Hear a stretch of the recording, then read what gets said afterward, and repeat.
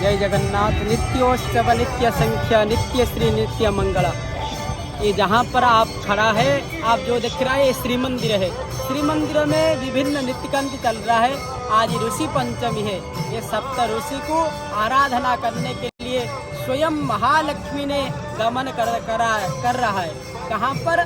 स्वतंत्र जहाँ पर मार्कंड ऋषि है वहाँ पर विद्यमान होकर उनका पाप शौचन करने के लिए, जो रजस्वला समय में एक पाप ग्रहण होता है, पाप को इकट्ठी करने के लिए जो रजस्वला एक पहला दिन होता है, जो चांडाल द्वितीय दिन होता है, ब्रह्मातिनी तृतीय होता है, धुबुणी, ये सब को तारण करने के लिए महाप्रभु जी स्वयं महालक्ष्मी जी स्वयं गमन करती है उनका पाप को दूरीकरण करने के लिए। देखिए यहाँ पर महालक्ष्मी जी भी पाप दूरीकरण करने के लिए जाती है और ऋषि पंचमी में ऋषि व्रत करने के लिए वहाँ पर जाकर महालक्ष्मी शौच होकर उनका वहाँ पर पंचमी ऋषि पंचमी व्रत का कथन सुनते हैं। वहाँ पर क्या हुआ था, कैसे ऋषि पंचमी व्रत करके कौन लाभ पाए थे, उनकर सुनने के बाद स्वयं ब्राह्मण को कुछ दक्षिणा देकर वो उनके बाद प्रत्यावर्तन संपूर्ण भाव है। ये कहाँ पर होता है? महाप्रभु के मंदिर के अंदर में होता है। और मंदिर के आज्ञामाल प्राप्ति होने के बाद महालक्ष्मी एक विमान के आरूढ़ होकर के आगे घंटा बाजेगा, उनके बाद छठी भी धारण होकर के मार्कंडेश्वर पुष्करी में जब पहुंच जाएंगे, वहां पर मार्कंडेश्वर ने स्वयं महालक्ष्मी को आतिथ्यता देंगे। आतिथ्यता के बाद स्वतंत्र नीतिकांति आरंभ होगा। वहां पर महाजन सेवक के साथ महालक्ष्मी जी का सेवा पूजा आरंभ होगा। सेवा पूजा के बाद वहां पर वरुण पूजा होगा। वरुण पूजा के बाद सप्त ऋषि गौतम ऋषि पूजा होंगे, वहाँ पर वशिष्ठ ऋषि पूजा होंगे, अत्रि भी पूजा होंगे।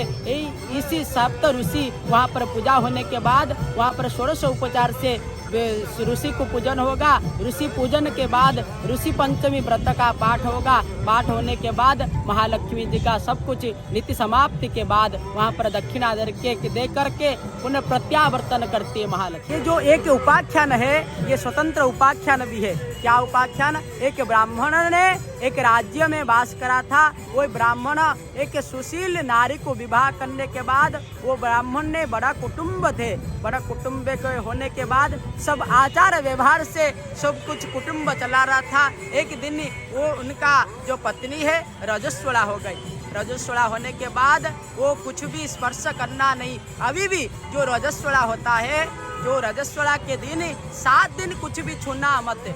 ये 5-4 दिन तक वो अशुद्धि होता है। उससे 4 दिन के बाद शुद्ध होकर के सब कुछ कार्य कर सकते।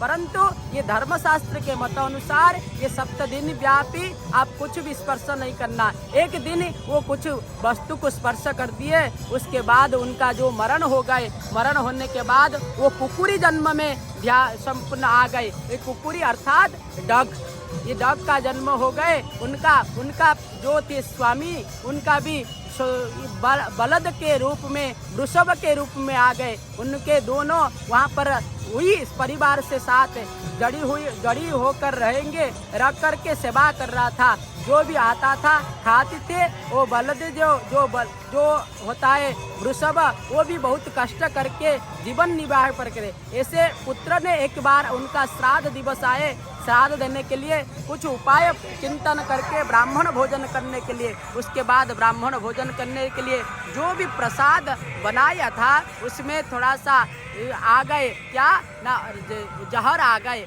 कैसे? ना सांप ने जहर दे दिया, इसको कुकुर ने जो डग ने देख लिए। देखने के बाद थोड़ा सा स्पर्श कर दिए। स्पर्श के बाद उनको से ताड़ दिया। ताड़ने के बाद वो वृषभ के पास जाकर सब कुछ कुकुरी ने वृतांत बताए। इस वृतांत को जब पुत्र ने सुनाया, सुनकर बहुत व्यथित हुआ। व्यथित होने के बाद ये ऋषि के पास गए। ऋषि के पास जाने के बाद वो बोला कैसे इनका उपाय करेंगे, मेरी पिता माता भी वो भी मुक्त हो जाएंगे।